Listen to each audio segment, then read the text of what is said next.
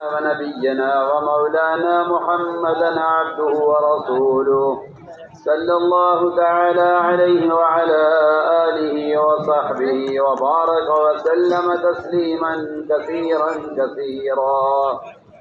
أما بعد فأعوذ بالله من الشيطان الرجيم.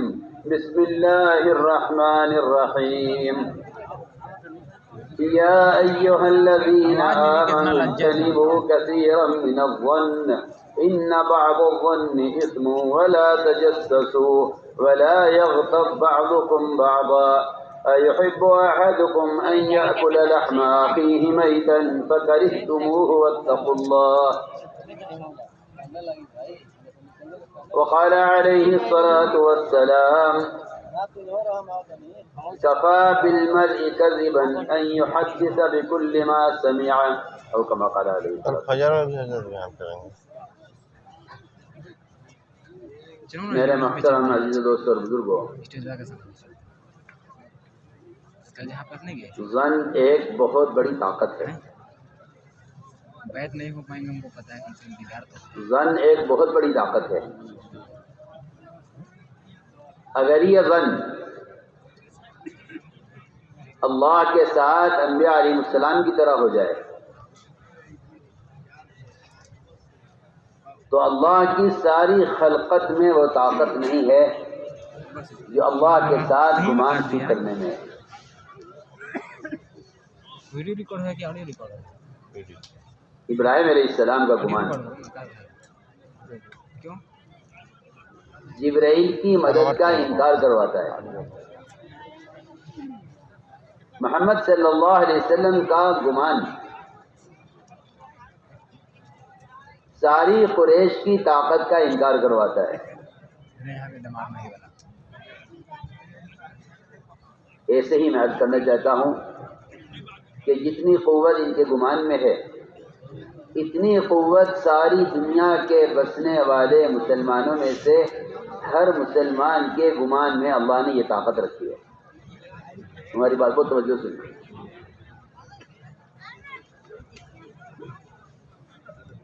ابراہیم علیہ السلام میں اس کا سوال ہے فما ظنکم برب العالمین.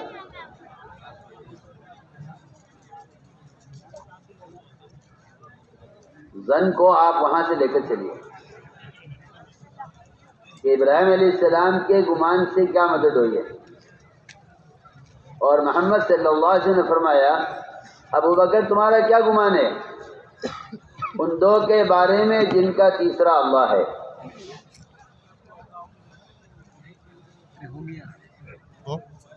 آگے چلیے. یہ صحابہ میں سے ابو درداء رضی اللہ تعالیٰ عنہ کا گمان کہ نہیں میرا رب میرے ساتھ اپنے وعدے کے خلاف نہیں کرے گا. یہ گمان ہے ابو درداء رضی اللہ تعالیٰ عنہ کا کہ اگر پوری دنیا کے لیے کہے مکان جل گیا ہے تو میں ان کی خبر کی تصدیق کروں گا اور وعدے کی تصدیق کروں گا. میں مثالیں دے رہا ہوں. یہی بات ایک عام مسلمان کے بارے میں ہے کیونکہ اگر یہ بھی گمان اللہ کے ساتھ ٹھیک کر لے تو اللہ فرماتے ہیں میں اپنے بندے کے گمان کے ساتھ ہوں. اللہ کا اپنے بندے کے گمان کے ساتھ ہونا اس کا مطلب صرف اتنا ہے کہ قدرت کاملہ ہر بندے کے ساتھ اللہ تعالیٰ کی قدرت کاملہ ہر بندے کے ساتھ ہے. ہم لوگ سے نہیں سنا ہمارا چینل سے نہیں سنا. اللہ کی قدرت کاملہ ہر بندے کے ساتھ ہے. یہ تو جب ہے کم کر جب گمان درست ہو جائے خالق کے ساتھ. ویڈیو بنا میں اگلی بات کہنا چاہتا ہوں اتنا انٹرسٹ مزہ نہیں آیا. جتنی قوت اس گمان کی خالق کے ساتھ کرنے میں ہے سننا میری بات توجہ سے جتنی قوت اس گمان کی خالق کے ساتھ کرنے میں ہے اتنی ہی قوت اس گمان کی ایک مومن کے بارے میں کرنے کی ہے.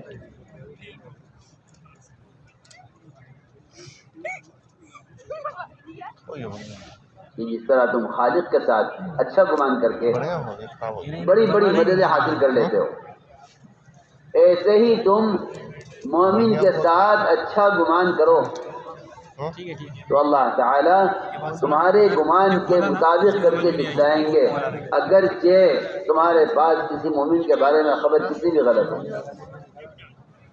میں ایک مثال عرض کرتا ہوں،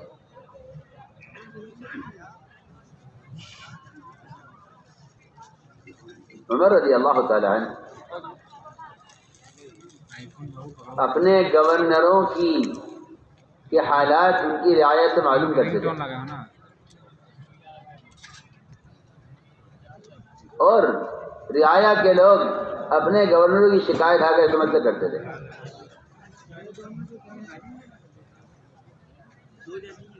کہ آپ کے گورنر نے ہمارے ساتھ یہ زیادتی کی ہے، یہ ظلم کیا ہے، یہ کمی پائی جاتی ہے۔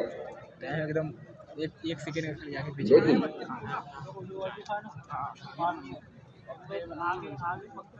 امیر اور مامور میں، شاگرد اور استاد میں، میاں اور بیوی میں، رعایا اور حکومت میں بیکار ہے محبتیں ایسی تھیں کہ ان کا حسن ظن، ان کی بہت سی باتوں کو ان کے حسن ظن کی وجہ سے، ان کے حسن ظن کی وجہ سے ان کی بہت سی غلطیوں کی اصلاح صرف حسن ظن سے ہو جاتی تھی۔ حسن ظن میں ایک مثال عرض کرتا ہوں،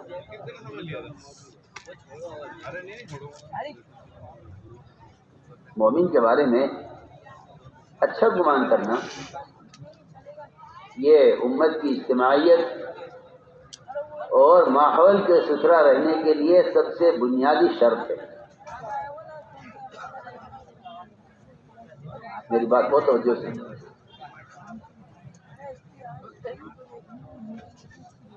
میں ایک مثال عرض کرتا ہوں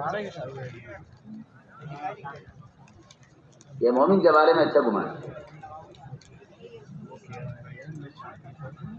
ایک علاقے کے لوگوں نے حضرت عمر رضی اللہ تعالیٰ عنہ سے ان کے گورنر کی شکایت کی۔ سعید ابن عامر ابن حزیم جماحی سے غالباً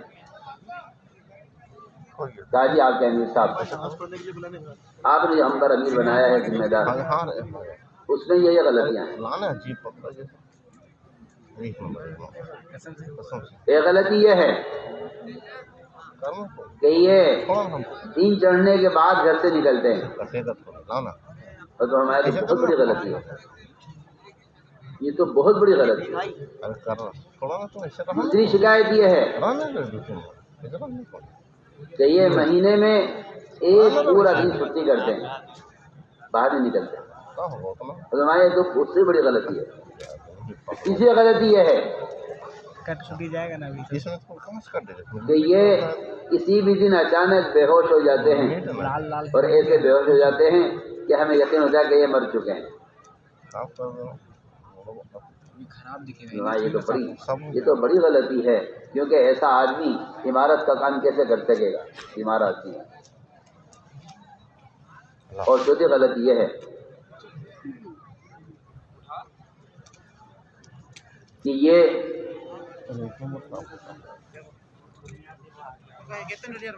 ایک دن ہفتے میں چھٹی کرتے ہیں، تو اس طرح کی بات ہے۔ حق کیا خیر شکایتیں کی، عمر رضی اللہ تعالیٰ عنہ نے ساری شکایتیں سنی،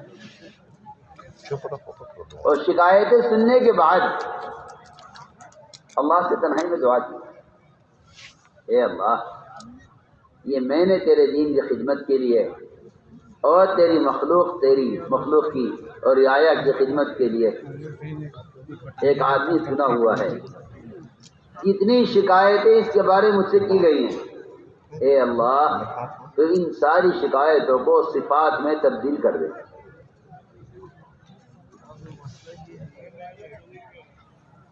ان خرابیوں کو خوبیاں بنا دے، اور ان صفات کو اور ان شکایتوں کو صفات میں منتقل کر دے۔ اللہ سے دعا کی باقاعدہ، اللہ نے جس سے کہتا ہوں یہ جتنی باتیں انہوں نے کہی ہیں پاگل جیسا کل کل بڑھیا سے بنوائیں گے تج ہم ان سب باتوں کو تو غلط کر دے، اپنی قدرت سے کر دے۔ حالانکہ ایسے شکایت بڑی بڑی شکایتیں تھی،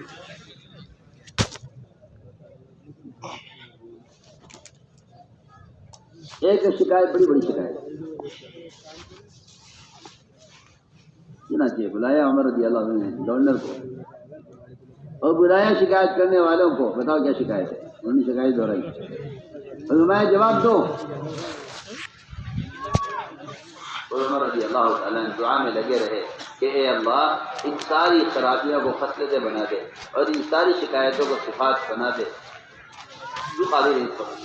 اور یہ اللہ سے دعا کی کہ اے اللہ میرا جو گمان اس کے بارے میں ہے، مجھے تجھ سے امید ہے کہ تو اس گمان میں مجھے سچا کر کے دکھلائے۔ مزید سچا ان کو لایا گیا سامنے، انہوں نے کہا نہیں، آپ کیا میری شکایت آئی ہے کہ میں دن چڑھنے کے بعد باہر نکلتا ہوں، میرے گھر میں کوئی خادم نہیں ہے،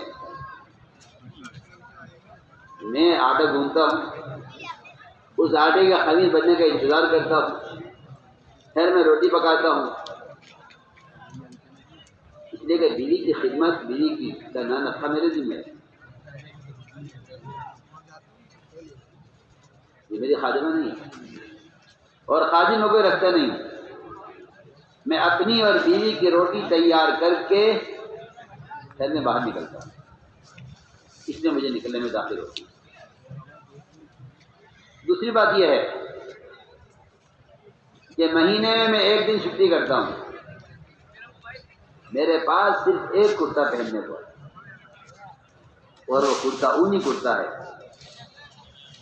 میں مہینے میں ایک مرتبہ اس کو دھوتا ہوں، اس کے سوکھنے میں وقت لگتا ہے، سوکھنے کے بعد وہ سخت ہو جاتا ہے، دسمبر پہنا نہیں جا سکتا، کھرکھرا ہو جاتا ہے، میں اس کو رگڑتا ہوں بیٹھ کر تاکہ وہ پہننے کے قابل ہو جائے، اس میں میرا پورا دن گزر جاتا ہے، مجھے مہینے میں ایک مرتبہ اپنا کرتا دھونا پڑتا ہے۔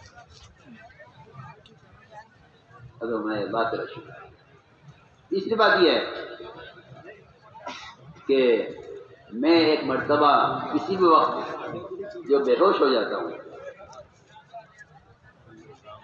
میری بے ہوشی کی وجہ یہ ہے کہ عاصم رضی اللہ تعالیٰ عنہ کو میں مشرکین نے قتل کیا تھا، تو میں ان کے قتل میں شریک تھا، نہیں مان رہا ہے اس وقت میں ان کے قتل میں شریک تھا، اور مجھے جب اس بات کا خیال آتا ہے کہ میں نے ان کی مدد نہیں کی اور قتل میں نے کفار کی مدد کی ہے، جب مجھے اس بات کا خیال آتا ہے کہ اللہ مجھ سے پوچھیں گے کہ تم نے اس دن عاصم کی مدد کیوں نہیں کی، کہ کفار نے ان کو ان کے اعضاء کاٹے تھے، ان کو سبھی لٹکایا تھا، تم نے مدد کیوں نہیں کی تھی؟ اس بات کو سوچ کر میں اللہ کے عذاب اور اللہ کے سوال کے ڈر سے بے ہوش ہو گیا۔ یہ تین باتیں انہوں نے کہی۔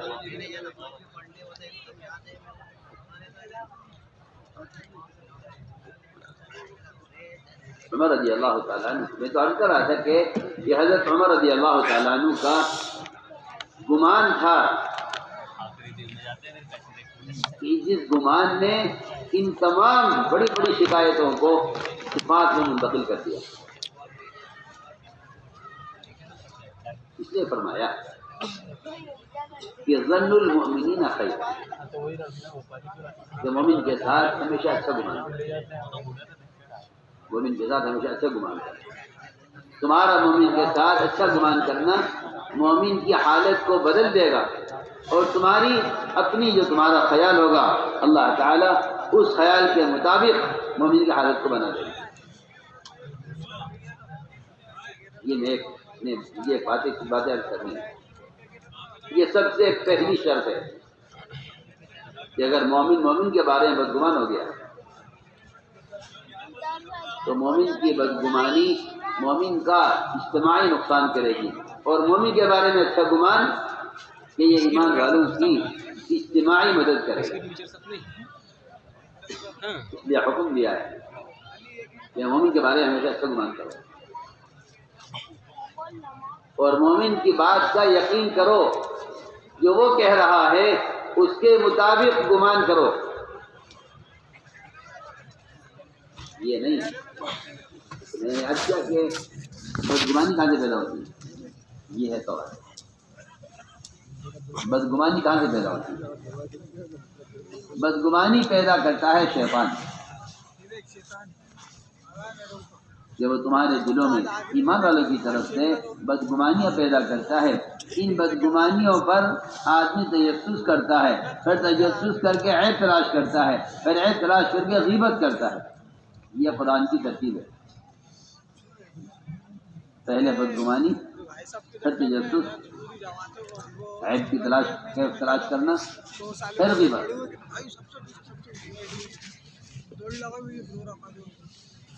حدیث کی بھی ترتیب یہی ہے کہ پہلے بدگمانی، پھر تجسس، پھر غیبت اور پھر حسد، اور حسد کے بعد پھر ان کے ایک دوسرے سے رخ پلٹ جائیں گے اور یہ ایک دوسرے کے خلاف ہو جائیں گے۔ یہ امت کے درمیان تفریق کا بیج ہے جس کو بدگمانی کہتے ہیں۔ میری بات کو توجہ سے، اس لیے سب سے پہلی چیز سے منع کیا گیا کہ مومن کے ساتھ بدگمانی مت کرو،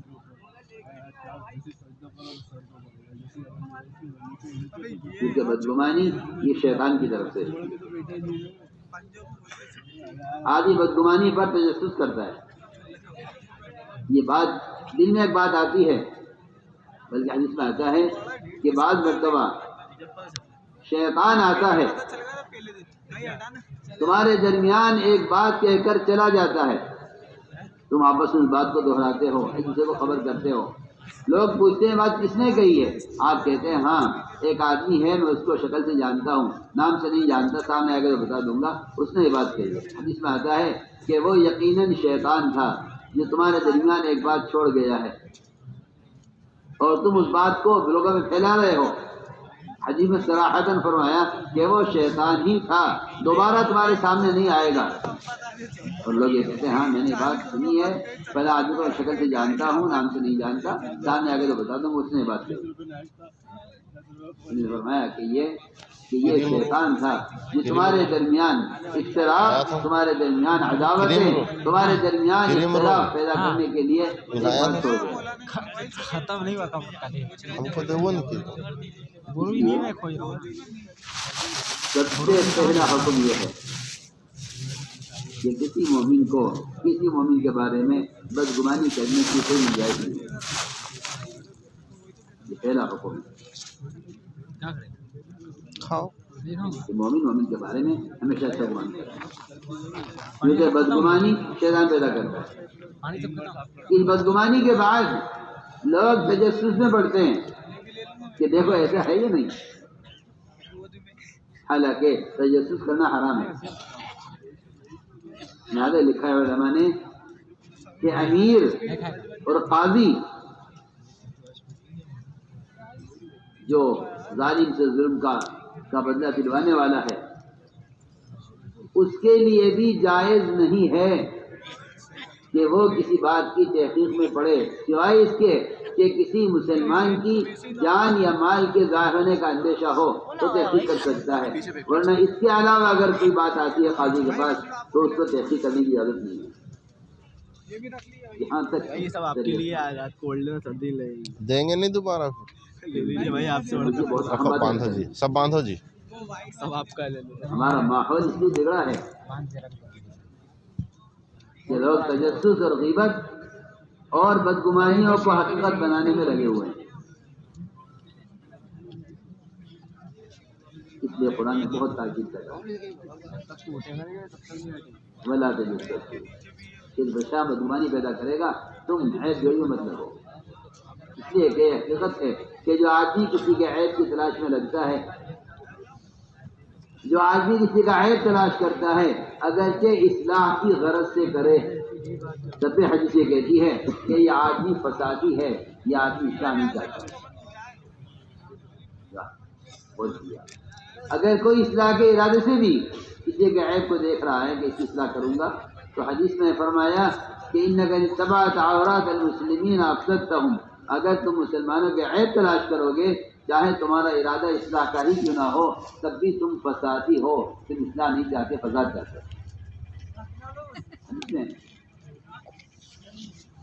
کہ اگر اصلاح کے ارادے سے کسی کا عیب دیکھ رہے ہو تو تم فساد چاہتے ہو، اصلاح نہیں چاہتے۔ انک ان اتبعت عورات المسلمین افسدتهم، اور یہاں تک آتا ہے روایتوں میں کہ اگر کوئی آدمی کسی کے عیب کو دیکھ کر کسی کو بیان کرتا ہے تو یہ اس وقت تک مرے گا نہیں جب تک اس عیب کے اندر مبتلا نہ ہو جائے، عیب کے اندر مبتلا نہ ہو جائے، مرے گا نہیں۔ اس لیے کہ کوئی شخص کسی کی اصلاح کے ارادے سے کرتا ہے، روایت میں ایسا ہے امیر المؤمنین عمر الخطاب رضی اللہ تعالیٰ ابھی رعایا کی نگرانی کرتے تھے اور رات کو گشت کرتے تھے۔ گشت کرتے کرتے حضرت عمر رضی اللہ عنہ کا گزر ہوا ایک گھر پر، اس گھر کے اندر سے گانے ناچنے کی آواز آ رہی تھی، رات کا وقت تھا۔ عمر رضی اللہ خیال یہ ہوا کہ اگر میں نے دروازہ کھٹکھٹایا تو یہ گانا بند کر دیں گے اور گناہ کرتے ہوئے پکڑے نہیں جائیں گے، لہذا دیوار پھلان کر ان کے گھر میں جانا چاہیے اور دیکھیں کہ یہ کیا کر رہے ہیں۔ عمر رضی اللہ تعالیٰ دیوار پھلان کے گھر میں داخل ہے، دیوار چھوٹی چھوٹی ہوتی تھی، کچے مکانات ہو گئے، اندر گئے تو دیکھا کہ ایک بڑے میاں بڑی عمر کے وہ شراب پی رہے ہیں اور گانے والی گا رہی ہے۔ یہ منظر دیکھا عمر نے، بڑے میاں اتنے مست تھے اپنے گناہ میں کہ ان کو عمر کے آنے کا علم نہیں ہوا، اور وقت قریب تک پہنچ گئے۔ عمر نے فرمایا کہ میں نے اتنا برا منظر کبھی نہیں دیکھا کہ ایک بوڑھا آدمی جو موت کا منتظر ہے وہ یہ کام کر رہا ہے۔ بڑے میاں نے کہا عمر تم مجھے سزا دینے میں جلدی مت کرو، اگر میں نے اللہ کا ایک حکم توڑا ہے کہ میں شراب پی رہا ہوں تو عمر تم نے اللہ کے 3 حکم توڑے، تم نے اللہ کے 3 حکم توڑے۔ تم اندر آئے، قرآن ہے دروازے سے آؤ، تم بغیر اجازت کے آئے، قرآن میں اجازت لے کر داخل ہو کسی کے گھر میں۔ قرآن کہتا ہے کسی کا عیب تلاش نہ کرو، تم نے میرا عیب تلاش کیا ہے۔ اللہ اکبر۔ عمر رضی اللہ تعالی عنہ اس کے شراب پینے کو تو بھول گئے، اپنی 3 غلطیاں، اپنے 3 گناہ، اس پر عمر رضی اللہ تعالیٰ اتنے پریشان ہو گئے کہ عمر کی چیخیں لگ گئی، روتے روتے عمر کا حال خراب ہو گیا کہ عمر اگر اللہ نے تیرے 3 گناہ معاف نہ کیے یہ تیری ماں ضائع کر دے، تیرا کیا ہوگا؟ حضرت عمر رضی اللہ عنہ چیخ کیا، رونے کی آواز باہر نہ نکلے اور لوگوں کو معلوم نہ ہو کہ کیا بات پیش آئی ہے۔ عبداللہ بن مسعود آپ کے ساتھ تھے، عمر رضی اللہ تعالیٰ نے اپنی چادر منہ میں ٹھوس لی تاکہ آواز نہ باہر جائے رونے کی، کہ لوگ پوچھیں گے کیا بات پیش آئی ہے۔ باہر نکلے اور عمر رضی اللہ تعالیٰ خاموشی سے واپس چلے گئے۔ حضرت عبداللہ بن مسعود نے بتایا گھر بھی کیا دیکھا، اللہ مجھے معاف فرمائے، ہمارا تو سب کا یہ معمول سا بن گیا ہے کہ جب تک کسی مسلمان کی غلطی کو دیکھ کر دوسرے کو خبر نہ کر دیں، شاید پیٹ میں درد ہوتا ہے ان کے، یہ بے چین رہتے ہیں کہ کسی کے بارے میں کوئی بات سنیں اور اس کو جلدی سے آگے نقل نہ کر دیں۔ عمر رضی اللہ تعالیٰ یہاں سے نکل کر آ گئے، کسی سے انہوں نے ذکر نہیں کیا۔ بڑی میاں کو خیال یہ ہوا کہ اب عمر سب کو بتلائے گا اور بات پھیلے گی، لیکن بات یہ ہے کہ جو لوگ امت کی اصلاح چاہتے ہیں انہیں اصلاح کے اصول بھی آتے ہیں۔ عمر رضی اللہ عنہ کسی کو ذکر نہیں کیا۔ ایک زمانہ گزر گیا، بڑے میاں نے اسلام چھوڑ دیا، بہت عرصے کے بعد آئے اور آ کر چھپ کر خاموشی سے لوگوں کے پیچھے بیٹھ گئے۔ اور تمہوں نے دیکھ لیا، میں میرے پاس لا بڑی میاں کو، بڑی میاں سمجھ گئے کہ اس رات کی بات آج کھلے گی۔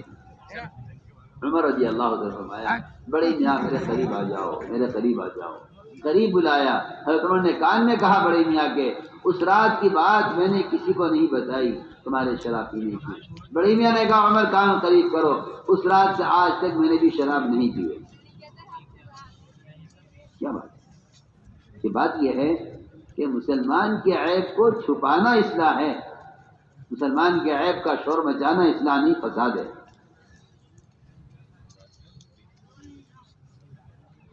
لوگ یہ سمجھتے ہیں کہ ہم ان کی غلطی کو اٹھا لیں گے تو ان کی اصلاح ہو جائے گی۔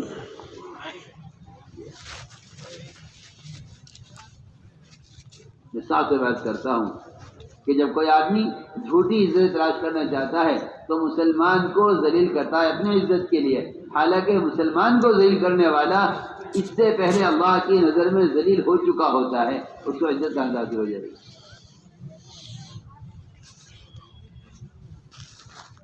تو میں نے عبادت کیا کہ مسلمان کے عیب کو دیکھ کر چھپانا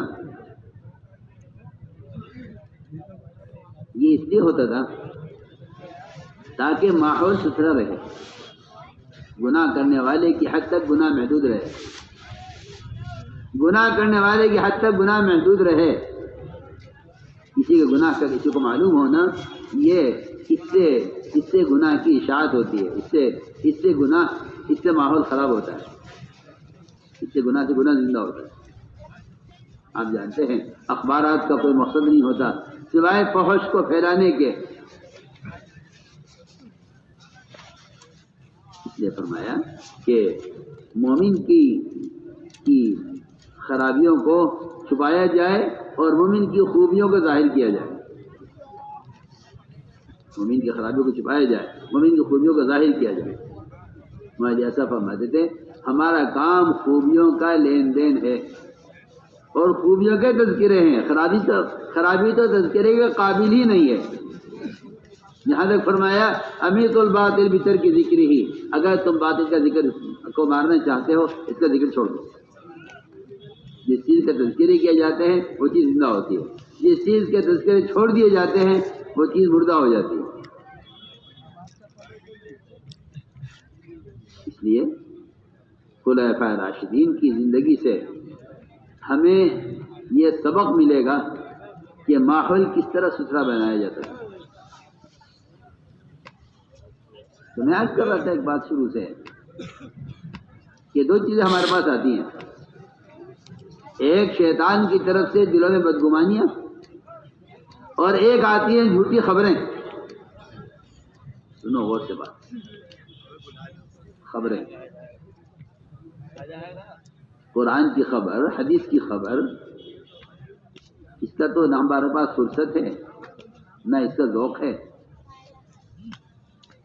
ہاں کسی انسان کے، کسی مومن کے بارے میں کوئی خبر آ جائے، اس خبر کو آگے بڑھانے کے لیے اس قدر طبیعت پر تقاضا ہوتا ہے۔ حالانکہ میں نے شروع میں حدیث پڑھی تھی خطبے کے ساتھ، کفا بالمرء کذبا ان یحدث بکل ما سمع، کہ ایک آدمی کے جھوٹا ہونے کے لیے اتنا کافی ہے کہ وہ سنی ہوئی بات کو آگے بڑھا دے۔ اس نے کہا کہ سنا ہے، سنی ہوئی بات کو نقل کرنا، کہ سنی ہوئی بات کو نقل کرنا، یہ کہیں کہ یہ نقل کرنے والا، میری بات توجہ سننا، میں کیا کہنا چاہتا ہوں،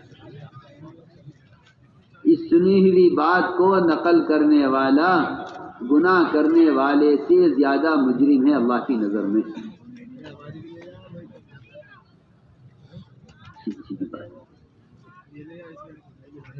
آپ سب جانتے ہیں کہ زنا کرنے والے کا گناہ بے شک گناہ ہے، گناہ پر اڑنے والا بت پرست کی طرح ہے۔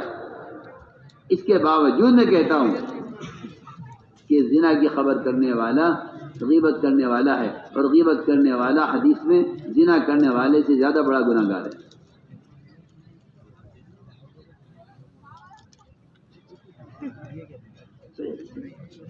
اشد من الزنا فرمایا غیبت کو۔ پہلے تو غیبت یوں ہوتی تھی کہ کوئی کہیں ملاقات کہیں ہوئی، کسی کے پاس آگے بیٹھے، کچھ 2-4 منٹ ملے، ملاقات ہوئی، اس میں غیبت کسی کی ہو گئی۔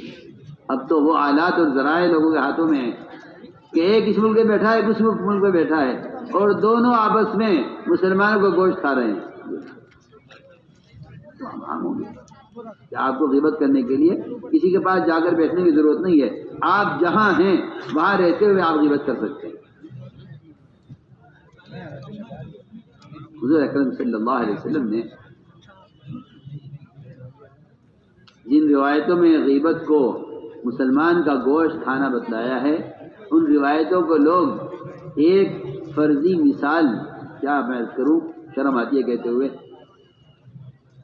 یہ کہہ کر بیان کرتے ہیں کہ غیبت کرنا گویا ایسا ہے جیسے کسی مسلمان کا گوشت کھانا۔ حالانکہ حضور اکرم صلی اللہ علیہ وسلم نے غیبت کرنے والے سے قے کرا کر تازہ کچا گوشت قے میں دکھلایا، فرمایا دیکھو یہ ہے وہ غیبت سے کیا جانے والا گوشت، یہ ہے وہ گوشت جو غیبت سے کھایا گیا۔ روزہ رکھوا کر سب سے غیبت کا گوشت، کچا گوشت آپ نے قے میں دکھلایا صحابہ کو، تاکہ یہ اس مثال کو کوئی فرضی مثال نہ سمجھیں بلکہ یقینی بات ہے کہ مسلمان کی غیبت کرنا کچا گوشت کھانے کی طرح ہے۔ تو ہم نے عرض کیا کہ خبریں لوگ سنتے ہیں اور شکایتیں لوگ آ کر کرتے ہیں۔ امام شافعی رحمۃ اللہ علیہ کے پاس کسی نے آ کر سچی شکایتیں کی کسی صاحب کی کہ آپ کے بارے میں وہ فلاں صاحب بھی کہتے ہیں۔ ساری بات سن کر کہنے لگے اگر آپ اپنی بات میں سچے ہیں تو آپ چغل خور ہیں، اور اگر اپنی بات میں آپ جھوٹے ہیں تو آپ فاسق ہیں۔ جھوٹے ہو تو فاسق ہو، سچے ہو تو چغل خور ہو، دونوں کا حشر آپ جانتے ہیں کیا ہوگا۔ چغل خور کی کیا مذمت ہے، اور چغل خور کا کیا درجہ ہے، اور فاسق کا کیا درجہ ہے، آپ جانتے ہیں۔ اگر سچ بول رہے ہو تو چغل خور ہو، جھوٹ بول رہے ہو تو فاسق ہو۔ یہ تھا مزاج کہ ہر مسلمان کے بارے میں اتنا اچھا گمان رکھنا کہ اگر کوئی آ کر مجھ سے یہ کہے کہ فلاں صاحب بارے میں یوں کہہ رہے تھے تو میں سمجھتا ہوں وہ کہنے والا اتنا برا نہیں جتنا بات کا نقل کرنے والا برا ہے، کیونکہ ہمیں تو خبر نہیں تھی، آپ نے آگے بتایا۔ سنو ایک بادشاہ تھا، اس کا ایک وزیر تھا۔ ایک آدمی آیا بادشاہ کے پاس، بڑا معتمد وزیر اور بڑا کام کا وزیر تھا، بڑا معتمد۔ ایک شخص آیا اور اس نے بادشاہ کو گالی دی، بہت برا بھلا کہا، لیکن اس کی زبان اور کوئی زبان تھی۔ بادشاہ نے ساری بات اس کی سن کر وزیر سے کہا کہ اس کی زبان تو میں نہیں جانتا، بتاؤ یہ کیا کہہ رہا ہے۔ وزیر نے ترجمہ کیا کہ بادشاہ سلامت، یہ آپ کو یہ گالیاں دے رہا ہے، آپ پر یہ الزامات لگا رہا ہے، آپ کو یہ کہہ رہا ہے، آپ کو یوں کہہ رہا ہے۔ بادشاہ نے ساری بات سن کر اس شخص تو کچھ نہیں کہا جس نے بادشاہ گالیاں دی تھی، اس وزیر کو وزارت سے معزول کر دیا کہ تم نکل جاؤ۔ یہ کیا غلطی ہے؟ جو اس نے کہا میں نے وہ آپ کو نقل کیا، آپ اس کو تو کچھ نہیں کہہ رہے، جو آپ کے خلاف کوششیں کر رہا ہے، اور آپ مجھے نکال رہے۔ میں کہ نہیں، تم نکل جاؤ، تم میرے ہاں وزارت سے قابل نہیں۔ دوسرے آدمی کو بلایا، فلاں کو بلاؤ۔ وہ آیا کہ تم بتاؤ یہ کیا کہہ رہا ہے آدمی۔ اس نے سے کہا دوبارہ کہو کہ آپ کیا کہنا چاہتے ہو۔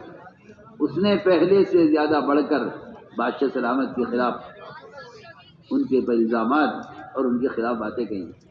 ساری بات سن کر اس دوسرے ترجمان نے یہ کہا بادشاہ سلامت یہ آپ کی بہت تعریف کر رہا ہے، آپ کو بتا رہا ہے کہ آپ سے بڑا کوئی سخی نہیں ہے، آپ ہماری باپ کی طرح ہیں، رعایا آپ سے بہت خوش ہے. ساری بات سن کر، کیونکہ یہ وزیر جانتا تھا زبان، جو وزیر معزول ہوا تھا، اس نے کہا کہ بادشاہ نے کہ میں اس نتیجے پر پہنچا ہوں کہ تم وزارت کے قابل نہیں ہو، کیونکہ تم میری رعایا کو مجھ سے کاٹنے کا کام کر رہے ہو، اور اس آدمی نے رعایا کو مجھ سے جوڑنے کا کام کیا ہے. مجھے اس سے کوئی مطلب نہیں ہو کیا کہہ رہا ہے. میں ایک مثال دے رہا ہوں. اس وزیر کو معزول کیا، دوسرے ترجمان کو وزیر بنایا، کہا کہ تم وزارت کے قابل نہیں ہو، تم میری رعایت کے درمیان تفریق اور خلیج پیدا کرنا چاہتے ہو. میرے دوستوں عزیزوں میں کیا آپ سے کہوں، شکایت کی بات ہے. ہمیں نماز کا علم، روزے کا علم، زکوٰۃ کا علم، حج کا علم، ان فرائض کے علم تک ہمارا علم محدود ہو کر رہ گیا ہے. جو تربیت کا علم تھا، تربیت کا علم جس کے بغیر میں کہتا ہوں کہ شریعت کا کوئی عمل کامل نہیں ہوتا، تربیت کا علم، اور کیا کرایا برباد ہو جاتا ہے اگر تربیت کا علم نہ ہو. آپ جانتے ہیں کہ بڑی بڑی عبادات کے ڈھیر لے جانے والے آخرت میں ان کی نیکیوں کو حقوق والے ایسے لے اڑیں گے جیسے ان کے اس میں کوئی اس نے اپنے لیے کوئی عمل کیا ہی نہیں. جانتے ہیں. تو میرے دوستوں عزیزوں، میں نے ایک بات عرض کی کہ مومن کے بارے میں ہمیشہ اچھا گمان کرو. وہ کچھ بھی کہہ رہا ہے، کچھ بھی کر رہا ہے، کہ نہیں جی آپ مومن ایسا نہیں ہو سکتا. ہم عرض کر رہے تھے کہ ہم تو خبر کا یقین کر لیتے ہیں، لیکن سنت کیا ہے؟ سنت کیا ہے؟ ہم تو خبر کا یقین کر لیتے ہیں، فلاں خبر دیا، فلاں نے یوں کیا ہے، ٹھیک ہے، کہنے والا معتبر ہے، ہمیں یقین آ گیا.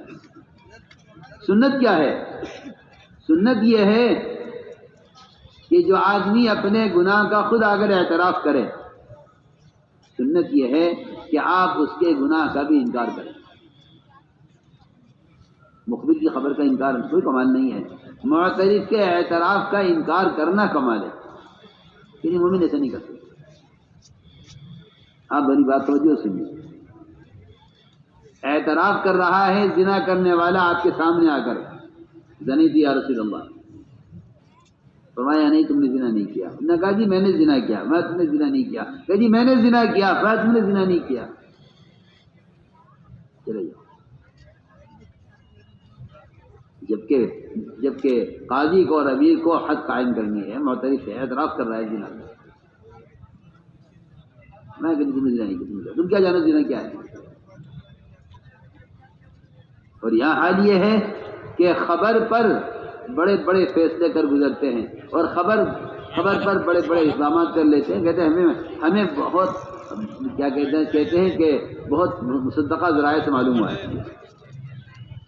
ہاں ٹھیک ہے، کتنی میں کوئی سچی خبر لائے، آپ اس خبر کا یہ سوچ کے انکار کریں کہ مومن کے بارے میں مومن ایسا نہیں کرتا. مومن ایسا نہیں کرتا. اس کی بے شمار مثالیں ہیں صحابہ کی سیرت میں، حضور اکرم صلی اللہ علیہ وسلم کی احادیث میں. اس کی ضرورت ہے کام کرنے والوں کو. ہاں ایسا نہیں ہے کہ صرف بیان تقریر ہو جائے کچھ دیر. جو اندر کھوکھلا پن اور اندر بیماریاں پیدا ہو رہی ہیں ان کا علاج انتہائی ضروری ہے. میں کہنا چاہتا تھا کہ خبر جب کوئی جھوٹی خبر آتی ہے اور اس پر کوئی فیصلہ کر لیا جاتا ہے.